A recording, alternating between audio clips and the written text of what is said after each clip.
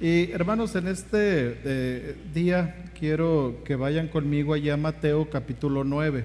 Ahorita voy a leer este pasaje, pero antes de eso, fíjese que hace tiempo cuando yo estaba preparando este mensaje, me acordé del tiempo que pasamos tanto aquí como en todo el mundo con lo que sucedió con la pandemia, ¿no? Y busqué un poquito de historia como le digo, cuando estaba preparando este mensaje, y leí que en el año de 1918 hubo también una pandemia llamada gripe española, que según fuentes es posible que haya infectado a la mitad de la población mundial.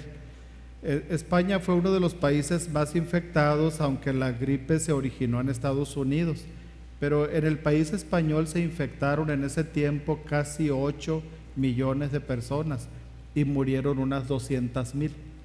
En China murieron 30 millones de personas en ese tiempo. En Estados Unidos murió más o menos medio millón. Y el margen de muertes en ese tiempo quedó entre 50 y 100 millones. No se supo exactamente cuánta gente perdió la vida. Cuando suceden tragedias como estas, es de esperarse que la gente se sensibilice espiritualmente, que busque a Dios para rogar su misericordia y compasión. Y bueno, ¿no creen ustedes que Dios ya está siendo misericordioso hasta hoy con el mundo en general? Porque cuando a nosotros nos llegó el famoso COVID-19, no se podía comparar con la gripe española y el número de muertes fue menor que las de aquel tiempo, gracias a Dios. Muchos nos enfermamos, yo fui uno de los que se enfermó, hasta me dio 2 veces, ¿no? El COVID, y gracias a Dios que estoy aquí todavía, ¿no? Por la gracia del Señor. En ese tiempo del COVID-19 aparentemente mucha gente buscó a Dios. Las iglesias en los Estados Unidos se llenaban, fíjese, porque la gente, según esto, pues estaba buscando de su misericordia, en fin. Y hubo iglesias allá que cerraron sus puertas. En algunos estados de Estados Unidos era ilegal abrir las iglesias en ese tiempo, en otros no. Y mi hijo más grande en ese tiempo vivía en Denver, Colorado, y esa iglesia no cerró las puertas. Y como resultado de eso, la iglesia creció y creció mucho. Hasta tuvieron que hacer más grandes sus instalaciones porque ellos nunca quisieron cerrar. Sí había riesgos, se cuidaban, pero no lo cerraron. Y sí, la gente buscaba a Cristo, pero ¿para qué? ¿Para no enfermarse? ¿Para que los sanara del COVID o de otras enfermedades? ¿Porque se estaban arrepintiendo de sus pecados y porque estaban buscando su perdón? Cuando usted busca a Cristo, ya sea en oración, en su palabra, la Biblia, ¿para qué lo busca? ¿Por qué vino al templo hoy usted? ¿Qué espera de Él? ¿Qué espera de Cristo usted? Vamos a leer Mateo 9, 1 al 8. Dice: entonces, entrando Jesús en la barca, pasó al otro lado y vino a su ciudad. Y sucedió que le trajeron un paralítico tendido sobre una cama. Y al ver Jesús la fe de ellos, dijo al paralítico: ten ánimo, hijo, tus pecados te son perdonados. Entonces algunos de los escribas decían dentro de sí: este blasfema. Y conociendo Jesús los pensamientos de ellos, dijo: ¿por qué pensáis mal en vuestros corazones? Porque, ¿qué es más fácil? ¿Decir los pecados te son perdonados o decir levántate y anda? Pues para que sepáis que el Hijo del Hombre tiene potestad en la tierra para perdonar pecados, dice entonces al paralítico: levántate, toma tu cama y vete a tu casa. Entonces él se levantó y se fue a su casa, y la gente al verlo se maravilló y glorificó a Dios que había dado tal potestad a los hombres. Es muy importante notar que este hombre del que nos habla este pasaje fue a Cristo llevado por sus amigos o familiares, no lo sabemos. Buscaba y esperaba algo de él también. Y los que lo llevaban, pues claro que esperaban que Cristo hiciera algo por la vida de su amigo o su familiar. Y en realidad este hombre tenía 2 tipos de parálisis: la espiritual y la física. La parálisis física le impedía caminar físicamente y tenía que depender de otros. La parálisis espiritual le incapacitaba para caminar en el camino de Dios aquí y en la eternidad. Y solo Cristo podía solucionarle tanto un problema como el otro. Nosotros, al ver la condición de una persona paralítica, podríamos llegar a pensar que lo más importante, lo más esencial para ella sería sanarlo de la parálisis física. Pero en realidad lo esencial es sanarlo de una parálisis espiritual. Eso es más importante. En este pasaje Cristo nos enseña que Él es capaz de manifestar su poder tanto en el alma como en el cuerpo del ser humano, a fin de que sepamos lo que es capaz de hacer por nosotros. Y déjeme decirle que lo hizo. Lo hizo. La primera cosa que vamos a ver aquí es que Cristo manifiesta su poder sanando el alma. La otra que vamos a ver es que Él manifiesta su poder sanando el cuerpo. Aquí el versículo 1 y la primera parte del versículo 2 dicen: entonces, entrando Jesús en la barca, pasó al otro lado y vino a su ciudad, y sucedió que le trajeron un paralítico. Esto sucedió después del enfrentamiento de Jesús con dos endemoniados gadarenos. Es importante leer esto de gadarenos, ¿no? Una vez un predicador dijo que era un endemoniado ganadero, ¿no? Pero no es ganadero, es gadareno, ¿ok? Bueno, ya Cristo no tenía nada que hacer en ese lugar. Fue a buscar a dos personas que estaban siendo terriblemente atormentadas por los demonios. El resto de las comunidades cercanas no fueron impactadas con este milagro. Resintieron en gran manera la pérdida económica de los miles de cerdos que se ahogaron en el mar cuando los demonios entraron en ellos, y le piden a Cristo que se vaya. Entonces Cristo lo hace. Había más personas que atender en otros lugares, así que Él decide volver a Capernaum en la barca. Y Capernaum era una ciudad marítima. Cristo convirtió ese lugar en la sede de su ministerio. Podemos traer a nuestra mente que fue aquí donde Él llama a Pedro, a su hermano Andrés, a Juan y a su hermano Jacobo para que sean sus discípulos. Y lo que nosotros estamos viendo aquí, después que Él se va en la barca a Capernaum, vemos a esta persona, cuando ya Él está allí, que es traída por otros cuatro, ¿no? Y a través de esta persona nos damos cuenta, percibimos claramente que el ser humano está enfermo del alma. Este versículo es más largo que el anterior, el 2, y da mucho más, y de mucho más contenido, ¿no? Porque dice que sucedió que le trajeron un paralítico tendido sobre una cama, y al ver Jesús la fe de ellos, dijo al paralítico: ten ánimo, hijo, tus pecados te son perdonados. Si leemos los pasajes paralelos de Marcos y Lucas, nos vamos a dar cuenta que ellos dan más explicación, son mucho más específicos. Marcos 2 dice que se oyó que estaba en casa, estaba en una casa. Lucas dice que Cristo estaba enseñando y estaban presentes tanto fariseos como doctores de la ley y mucha gente. Las personas estaban tan apretadas allí que nadie podía entrar. Se cree que esta era la casa del apóstol Pedro, porque vivía en esta ciudad, aunque Juan 1:44 dice que Betsaida era la ciudad de Pedro y Andrés. Se opina que ellos dos crecieron en esa ciudad, pero después se fueron a vivir a la ciudad cercana de Capernaum. Completando el relato de Mateo con el de Marcos y Lucas, nos vamos a dar cuenta que llegan 4 hombres cargando a un paralítico y que no sabemos, como ya les comenté, qué tipo de amistad o parentela tenían con él. El paralítico es un ejemplo del ser humano en general. Toda persona está imposibilitada para venir a Cristo por sí sola, y este hombre hasta físicamente estaba imposibilitado para ello. De hecho, Juan 6:44, en palabras de Cristo, dice: ninguno puede venir a mí si el Padre que me envió no le trajere, y yo le resucitaré en el día postrero. Los que venían cargando al paralítico querían entrar a la casa, pero la gente no estaba dispuesta a hacerse a un lado. o salirse de la casa para que estos hombres entraran. Se ocupaba un buen espacio. Un adulto ocupa mucho espacio y ellos eran 5. Entonces no están dispuestos a quitarse de allí. No sabemos cuál era el interés de la gente, si de veras querían escuchar el mensaje de Cristo o solo eran curiosos que estaban allí a ver qué les decía, ¿no? ¿Quién sabe? La multitud aparentemente quiere escuchar la predicación de Cristo. Sin embargo, los amigos del paralítico no están dispuestos a darse por vencidos sin agotar todos los recursos. Quieren hacer algo más por su amigo enfermo. Es lógico que habían escuchado ya de las sanidades y los milagros que Cristo había hecho. Por eso se lo llevan y por eso luchan para ponerlo delante de Cristo. Así que harían todo lo posible para acercarse a Él y pedirle que sane a su querido amigo o familiar.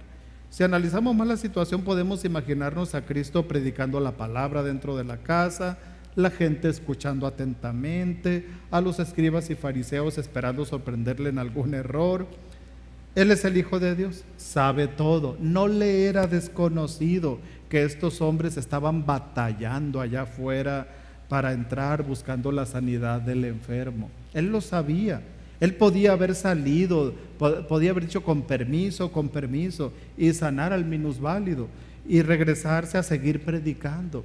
Podía haberlo hecho solo con el hecho de decir, ¿saben qué? Vayan y díganle al paralítico que ya está afuera, que sí lo sano, no tiene que entrar, ¿no? En algunas ocasiones así curó a distancia, ¿verdad? El Señor así lo llegó a hacer, pero no lo hizo, tampoco lo hizo. O les pudo haber dicho, bueno, ya que termine de predicar, díganles que vengan. Tampoco hizo eso.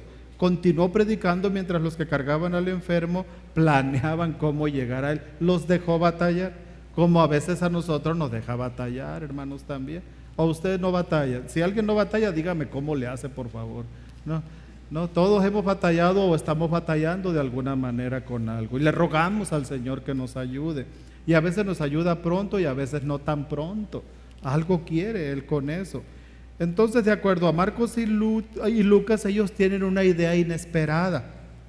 Subirían a este hombre por el techo, lo que hicieron seguramente con dificultad, porque las casas en Israel, algunas tenían como una escalera por fuera para que daba al techo, y tal vez por allí lo subieron. Y le hicieron una gran abertura, bajaron al paralítico y lo pusieron delante de Jesús para que lo sanara. Y yo me pongo a pensar, pues qué hombres tan atrevidos, o sea, qué fe tan grande, qué estimación tan especial por este paralítico, qué sorpresa tan grande para la gente y qué cosa tan inesperada para el dueño de la casa. Imagínense que a su casa le hagan un agujero. ¿Cómo se iba a poner usted contento? Ya tengo ventilación con este calor, ¿no? Aquí, no nos íbamos a poner contentos, ¿no? Por eso. Le hicieron un gran agujero a una casa que ni siquiera era la de ellos, y eso quiere decir que estaban dispuestos a repararla, dando de su dinero y de su tiempo. Pero eso no importaba, querían ver sano a su amigo. La Biblia no registra que el dueño de la casa se hubiera quejado.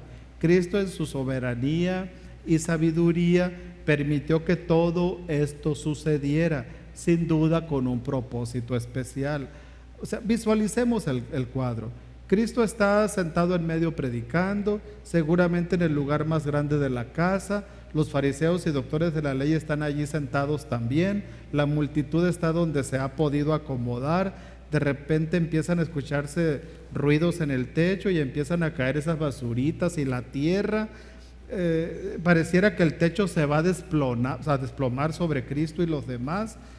Pero no es así. Son los amigos del paralítico tratando de llegar a Jesús, a acomodar el lugar y poner ante Él a su amado amigo para que lo sane.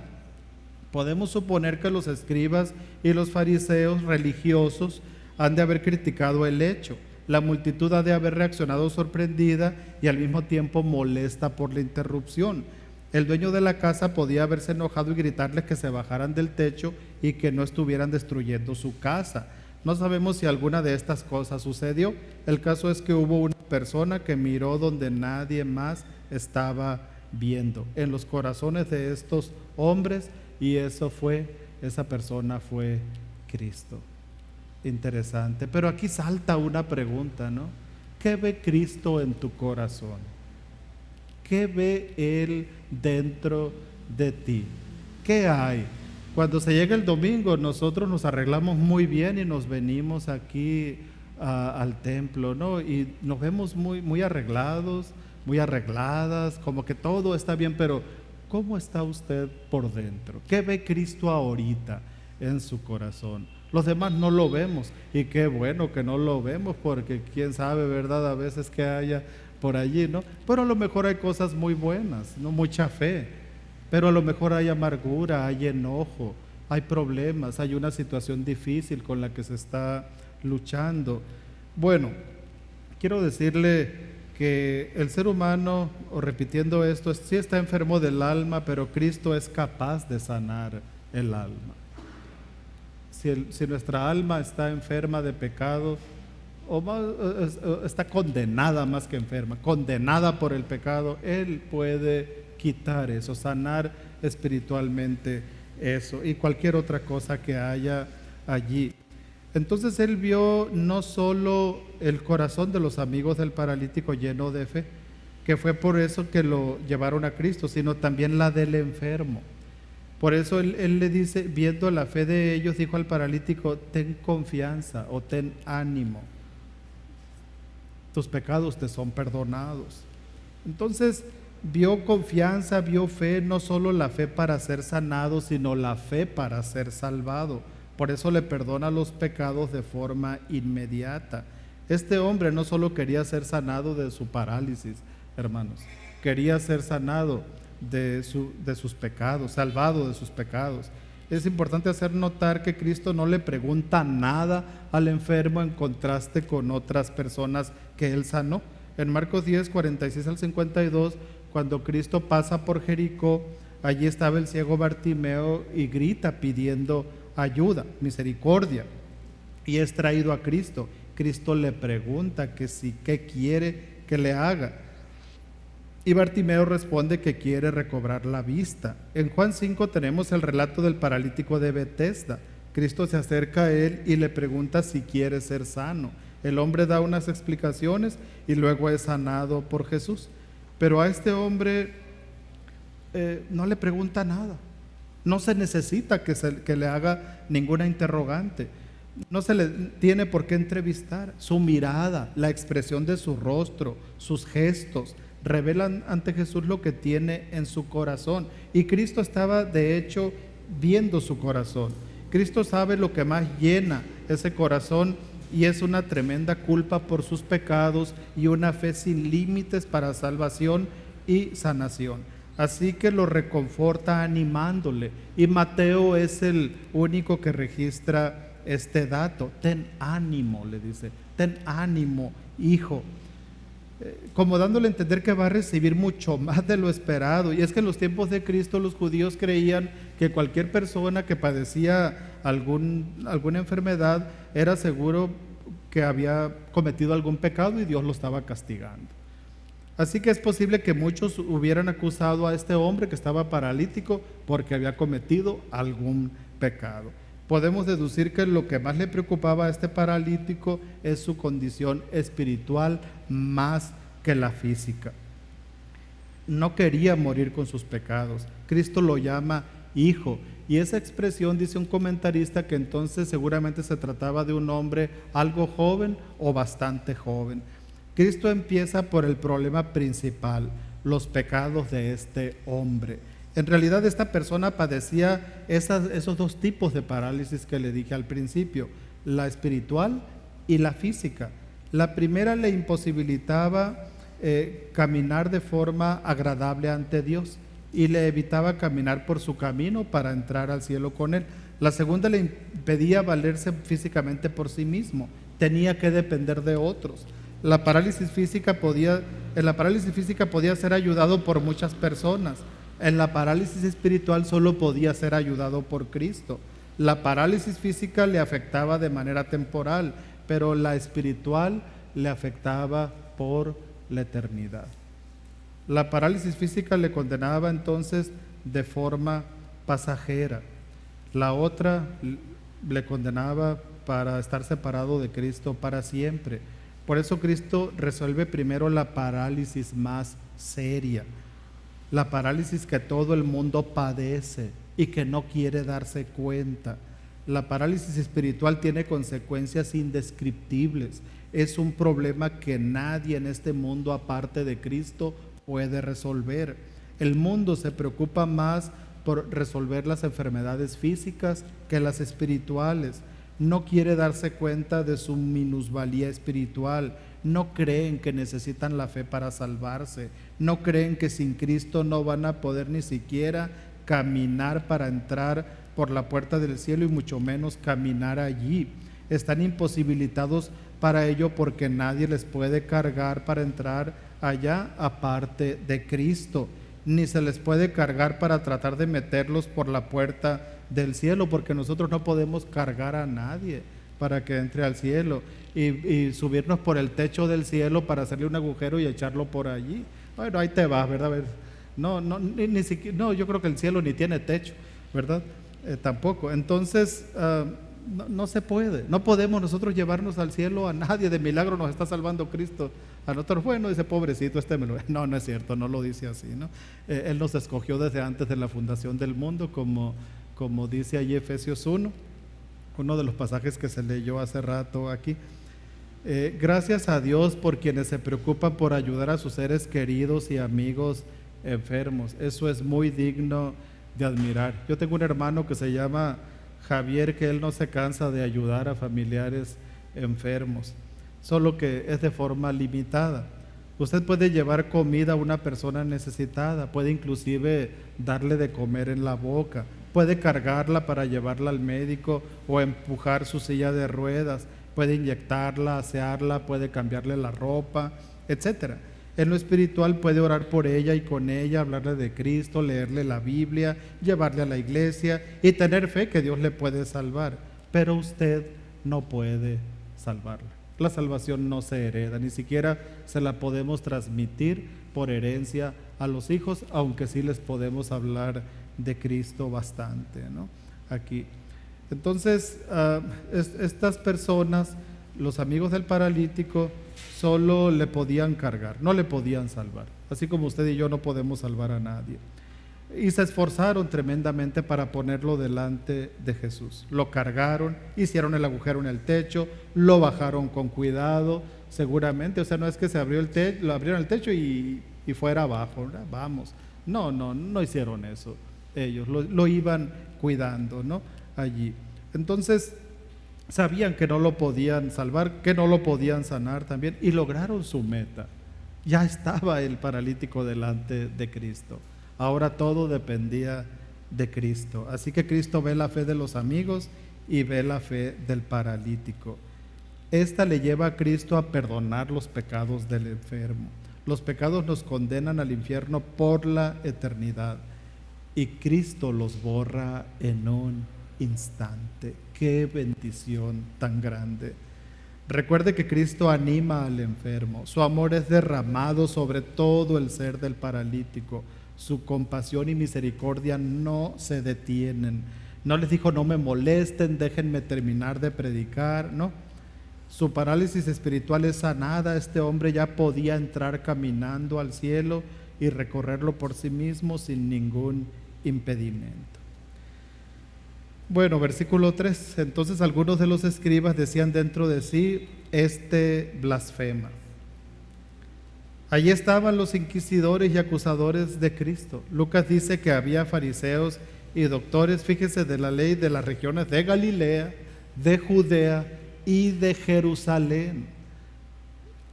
Pero ellos no estaban allí porque le llevaron una medalla o diploma de reconocimiento firmado por el sumo sacerdote y el Sanedrín por su ministerio y predicación de sanidad. No dijeron, bueno, hay que darle un doctorado ahora por lo que está haciendo, ¿no? Y llévenle esta medalla y llévenle este cuadro, ¿no?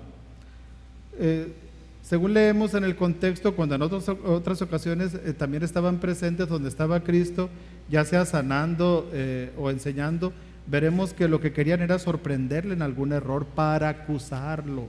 Cristo los había denunciado varias veces. los había llamado hipócritas, y más adelante lo vuelve a hacer. Fíjese que el mismo Lucas en su Evangelio, capítulo 6, 7 y 11, 53 y 54, registra cómo buscaban ocasiones para tales acusaciones. De hecho, en este capítulo 9 de Mateo, el Señor recibe 4 acusaciones. Lo acusan de blasfemia por perdonar pecados, que es la ocasión de este pasaje. Luego lo acusan de convivir con gente pecadora, allí en los versículos 10 al 13 de este capítulo 9. Después lo acusan de descuidar el ayuno, los versículos 14 al 17. Y lo acusan de estar endemoniado, los versículos 31 al 34. Estas acusaciones nos enseñan que ellos ya estaban llevando a cabo un plan siniestro para destruirlo. Aquí Cristo le está perdonando los pecados al paralítico, y estos religiosos en común piensan que está cometiendo un gran pecado, un pecado muy grave contra Dios. Mateo dice que ellos dijeron dentro de sí mismos: este blasfema. Y tanto Marcos como Lucas amplían la información. Según Marcos, ellos pensaron: ¿por qué habla este así? Blasfemias dice. ¿Quién puede perdonar pecados sino solo Dios? Y Lucas escribe algo similar. En términos generales, blasfemia normalmente se refiere a la difamación verbal contra Dios, dice un diccionario.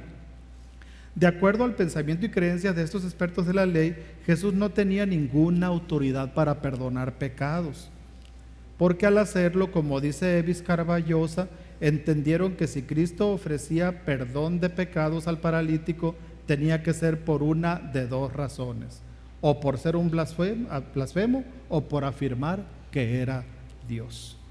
Se está colocando en una posición y tomando un derecho que no le corresponde según el punto de vista de ellos. Seguramente están pensando en Éxodo 34, 7, donde dice que es Dios quien perdona la iniquidad, o sea, los pecados.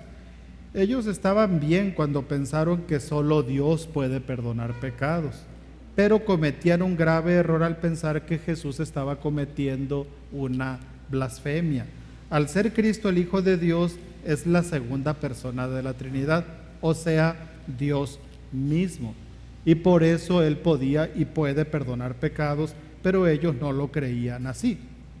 Para ellos debía de realizarse todo un ritual requerido por la ley religiosa judía, llevado a cabo por los sacerdotes para que la persona fuera perdonada de sus pecados, y aquí Cristo perdona sin ningún ritualismo. Nada. El paralítico no tenía que hacer nada. Eso era entonces una gran blasfemia, según ellos, y de hecho fue por esa misma razón que lo condenan tiempo después a morir crucificado en Mateo 26, 65 y 66. Lo acusaron de blasfemia.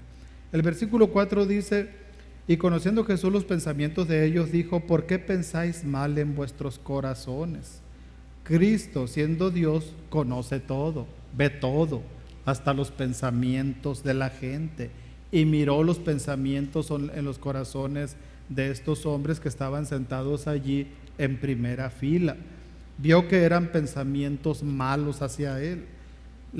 Una conjunción que se usa aquí en el griego, que significa por qué, que es la pregunta que Cristo les hace, declara finalidad o propósito. La meta por la cual estaban ellos allí era para ver qué encontraban de malo en Jesús para acusarlo, y aparentemente están logrando su propósito. Así que Cristo los confronta revelándoles lo que había en sus corazones. Es posible que se hubieran quedado boquiabiertos porque Cristo les adivina sus malos pensamientos, porque Él es omnisciente, siendo Dios mismo. Y el versículo 5 dice: porque ¿qué es más fácil decir? ¿Los pecados te son perdonados? O decir: levántate y anda. Según ellos, cualquier persona pudiera decir a otra que sus pecados le son perdonados. Hablar no cuesta nada, hermano. Ya ve que a veces nosotros hablamos mucho porque la lengua no tiene hueso, ¿verdad? Por eso. Y es muy fácil hablar. En este caso, pues, ellos podrían haber pensado: bueno, hablar no cuesta nada. Borrar los pecados es otra cosa. Y no creían que Cristo lo podía hacer, por eso lo están condenando. Ellos podían escuchar a Cristo decir que le perdonaba los pecados al paralítico, pero ellos no podían ver que realmente le estaba perdonando los pecados, porque ese es un acto espiritual. Los ojos humanos no pueden ver cómo se lleva a cabo la limpieza del pecado en una persona. Pero Cristo está a punto de darles una evidencia externa de lo que Él es capaz de hacer de forma interna. De acuerdo a la pregunta de Cristo, humanamente hablando, es más fácil entonces decir, tus pecados te son perdonados, pero decirle a alguien, levántate y camina, o levántate, toma tu lecho y anda, es otra cosa. Porque si usted hace eso, ¿qué se espera? ¿Qué esperan los que están escuchando y viendo eso? Que eso suceda con esta persona. Perdón. Entonces, Él les demuestra que no es un charlatán. Él les demuestra que es un verdadero sanador, y más que eso, es Dios mismo. Así que los fariseos y doctores de la ley estaban a punto de ver si Cristo era quien reclamaba ser, o demostraría si era en realidad un mentiroso, si realmente podía perdonar pecados o no. Bueno, antes de seguir con todas estas explicaciones, ¿qué te preocupa más a ti? Tal vez estés enfermo. ¿Y qué te preocupa más? ¿La sanidad de tu cuerpo o la sanidad de tu alma? O a lo mejor estás muy sano, pero te preocupas demasiado por si te enfermas en alguna ocasión. Es posible que tu preocupación por la salud física te lleve a tomar medidas preventivas para estar muy saludable, y eso está bien. Pero ¿en qué te ayuda eso para la sanidad del alma? En nada. La salud física no te sana el alma, solo Cristo puede hacerlo. Estamos viendo que en este pasaje Cristo nos enseña que Él es capaz de manifestar su poder tanto en el alma como en el cuerpo del ser humano, a fin de que sepamos lo que Él es capaz de hacer por nosotros. Porque al fin de cuentas lo que Cristo desea es que nosotros confiemos en Él, porque Él es el único que puede hacer más por nosotros que cualquier otro. Ya vimos el primer punto, Cristo manifiesta su poder sanando el alma. El ser humano está enfermo del alma y Cristo es capaz de sanar el alma. Nuestro segundo punto dice, Cristo manifiesta su poder sanando el cuerpo. Versículo 6, pues para que sepáis que el Hijo del Hombre tiene potestad en la tierra para perdonar pecados, dice entonces al paralítico, levántate, toma tu cama y vete a tu casa. El ser humano, hermanos, está enfermo del cuerpo. Nuestro cuerpo, hermanos, no está sano. Aunque a lo mejor usted es de los que se levanta cada día, corre como 10 kilómetros y cuenta las calorías allí en la tienda para no pasarse de ellas cuando va a comprar su comida o lo que va a comer. A lo mejor hace mucho ejercicio, no sé. Pero nuestro cuerpo no está sano. Aunque usted se sienta muy saludable, ya nace enfermo, aunque parezca completamente saludable. Porque aunque lo veamos desarrollarse como si no tuviera ninguna enfermedad, llega el momento en que se envejece y muere, o termina falleciendo por alguna enfermedad o accidente de forma prematura. Algo no está bien en él y necesita ser sanado por Cristo, que lo hará en los creyentes dándoles un cuerpo nuevo, capaz de vivir por la eternidad. Amén, hermanos. Tendremos un cuerpo nuevo. Entonces, en nuestro pasaje vemos que Cristo sin ningún titubeo se dirige de nuevo a ellos y les dice que les va a demostrar si Él puede perdonar pecados o no aquí en la tierra. Con firmeza y determinación les dice que siendo Él el Hijo del Hombre, o sea, 100% humano, les va a demostrar que también es el Hijo de Dios, o sea, 100% divino. Ahora voltea hacia el paralítico que está allí en el suelo, en su lecho, y con su glorioso y soberano amor, soberano poder, le ordena que se levante del suelo por sí solo, que tome su camilla él solo, en la que lo vinieron cargando, y se vaya a su casa por sí solo. ¿Qué le parece? Cuando una persona se recupera de alguna parálisis, ya sea de forma natural o por medio de alguna cirugía, por lo general necesita terapias físicas y tiempo para caminar de manera normal. Y eso puede llevarle mucho tiempo. Algunas personas ni siquiera pueden llegar a caminar como lo hacían antes. Pero aquí Cristo no le pide ayuda a nadie para que lo levante, que le ayude a cargar la camilla y que reciba terapias por 6 meses. O sí, no le puso citas. y te van a costar $100 cada una, ¿no? ¿No? ¿No? El versículo 7 simplemente dice, entonces él se levantó y se fue a su casa. Así, rápido, rápido, rápido. O sea, Cristo es capaz de sanar el cuerpo, hermanos. De acuerdo al versículo 7, este hombre minusválido se levanta al instante. Una traducción de la Biblia que se llama Nueva Traducción Viviente dice que se levantó de un salto, como yo les decía a los niños hace rato aquí. Marcos dice que salió delante de todos, o sea, todos vieron el milagro. Y Lucas añade que se fue glorificando a Dios. Gracias, hermano, muy amable. Muy amable.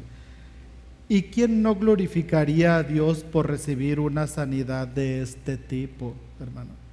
Ahora recuerde que este hombre no solo fue sanado de forma física, sino fue salvado espiritualmente. Así que él glorificaba a Dios por su salvación y su sanidad. ¿A poco usted no lo hubiera hecho? ¿No hubiera glorificado a Dios de esa manera? ¿Lo hubiera alabado? Yo me imagino al paralítico brincando, hermano. Yo creo que esa versión a lo mejor sí tiene razón, que se levantó de un salto. Quién sabe, yo no estaba allí, ¿verdad? Pero sí se levantó muy contento. Permítame.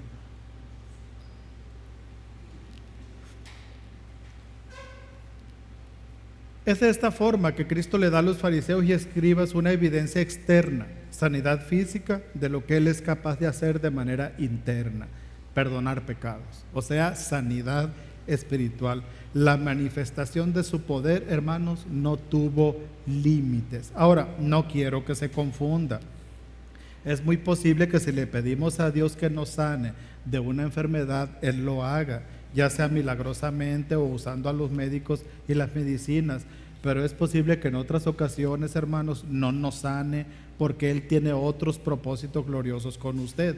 Pero le aseguro que un día, si usted es creyente, usted ha creído en Cristo por haberse arrepentido de sus pecados, haberlos confesado, haber creído en Él como el Salvador y el Señor de su vida, entonces usted en la eternidad tendrá un cuerpo que será completamente sano y ya no se va a echar a perder, ya no se va a envejecer. Yo tengo un problema en mi cintura y a veces yo no ando bien de la cintura y Dios no me ha sanado y le he pedido que me lo quite, pero como el apóstol Pablo, pues bástate mi gracia, ¿no? Porque pues no me lo ha quitado y tal vez no me lo va a quitar, ¿no? Tampoco. Así que yo puedo andar muy bien y de repente, hermanos, ya no ando muy bien.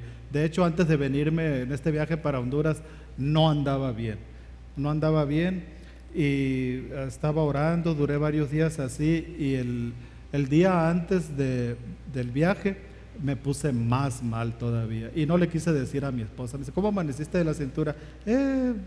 Ahí voy, le digo, ahí voy, ¿no? Más o menos, no le eché mentiras, pero no le dije cómo me sentía y me puse a orar, Señor, ayúdame. Le digo, ¿cómo voy a dar las clases así allá en Meda si ando así? Porque sí estaba bastante mal. Y hermanos, el Señor no me sanó la cintura, pero no me podía enderezar bien, pero me enderecé ese día. Dije, no, sí voy a ir a Honduras. Sí voy a ir, ¿no? Entonces, gracias a Dios por su compasión en esto, ¿no? Así que aquí ando, gracias a Él. Fíjese que 1 Corintios 15:53 dice, porque es necesario que esto corruptible se vista de incorrupción y esto mortal se vista de inmortalidad. El cuerpo que ahora está destinado a ser destruido a causa del pecado, un día ya no se enfermará nunca si es que hemos creído en Cristo como nuestro Salvador. Eso es increíble. Pero te vuelvo a preguntar, ¿qué te preocupa más a ti? ¿Tu enfermedad actual? ¿Un cáncer, diabetes, colitis, asma, hipertensión, migraña, Parkinson, Alzheimer, glaucoma, afecciones digestivas, coronavirus? Es muy lógico que nos preocupemos por nuestra salud, pero eso no es lo más importante, no es lo más esencial. Los gobiernos del mundo dicen que se están preocupando por las cosas que son más esenciales. Busqué la definición de esencial en internet y encontré que significa que es importante y necesario, de tal forma que no se puede prescindir de ello.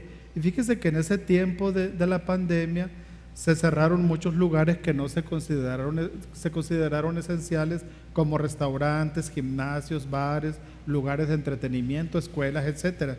Y un diario español online escribió: las clínicas para abortar también funcionan en la cuarentena al ser un servicio no aplazable. O sea, abortar en España llegó a considerarse esencial.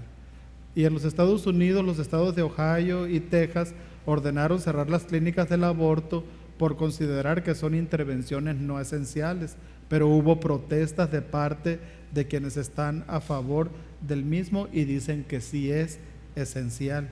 Según la UNICEF, cada día mueren en el mundo 16,000 niños menores de 5 años por causas que se pueden prevenir, y una de esas causas es la desnutrición. Pero no se considera esencial realmente ayudarlos, y los niños siguen muriendo. Resulta que pecar de determinadas formas se considera esencial. Para Cristo lo esencial es perdonar los pecados de aquellos que se acercan para creer en Él como Salvador personal. ¿Es esencial esto para ti? ¿O te preocupas por una sanidad pasajera, temporal, o por pecar de determinada forma? Muchas veces pensamos al revés que Cristo, y eso es realmente lamentable. El versículo 8 dice: y la gente al verlo se maravilló y glorificó a Dios que había dado tal potestad a los hombres. Las multitudes se asombraron, se maravillaron, quedaron totalmente sorprendidas de ver en acción el poder de Dios. No lo podían creer. Un hombre paralítico se levanta de la nada solo porque Cristo se lo ordena. Entonces no es un charlatán. Entonces tiene que ser quien dice ser, el Hijo de Dios, a quien Dios Padre le dio todo tipo de autoridad para desarrollar un ministerio sobrenatural en la tierra, el Salvador del mundo. Aunque eso no significa que la multitud realmente creyó en Cristo de corazón. Hay personas que se sorprenden y se conmueven cuando contemplan cosas maravillosas, pero solo es emoción, no hay conversión alguna. Entonces, ¿por qué vino usted al templo hoy? ¿Qué espera usted de Cristo cuando lo busca o cuando viene a aprender de Él aquí? Hoy hemos estudiado esta verdad. En este pasaje Cristo nos enseña que Él es capaz de manifestar su poder tanto en el alma como en el cuerpo del ser humano, a fin de que sepamos lo que Él es capaz de hacer por nosotros. Él es quien dijo ser. Él es el Hijo de Dios, es capaz de perdonar pecados, es capaz de llevarse a mucha gente con Él. ¿Se va a ir usted con Él? Ojalá que sí. ¿Amén? ¿Se quiere ir con Él? Ah, ok. No ahora, ¿verdad? No sé cuándo, pero... Y si Él quiere ahora, pues amén también, ¿verdad? Él es grandioso. Entonces, Él es capaz de hacer todo eso. En la sanidad del paralítico vemos que Cristo es capaz de manifestar su poder sanando el problema espiritual así como el físico en cualquier ser humano. O sea, darnos un cuerpo nuevo, si no nos sana aquí. Estudiamos 2 puntos principales: que Cristo manifiesta su poder sanando el alma y manifiesta su poder sanando el cuerpo, porque el cuerpo también será redimido. Eso es una bendición muy grande. Cristo no solo nació, creció y predicó el Evangelio con su mensaje de arrepentimiento de los pecados, sino que murió en la cruz para hacer posible el perdón de esos pecados. Fue así que en Juan 19:30 se nos registra que antes de morir Él dijo: consumado es, dando a entender que todo lo que se necesitaba para perdonar los pecados ya estaba hecho, y resucitó para corroborar quién es Él y el poder que tiene para llevar a cabo su obra de salvación en nosotros, como lo hizo con el paralítico, a quien no le costó nada su sanidad del cuerpo y del alma. Pero cuando Cristo le dijo a él: tus pecados te son perdonados, Cristo seguramente estaba pensando que él pronto iría a una cruz para llevar a cabo eso. Hermanos, a nosotros el perdón de los pecados no nos cuesta nada, pero a Cristo le costó todo,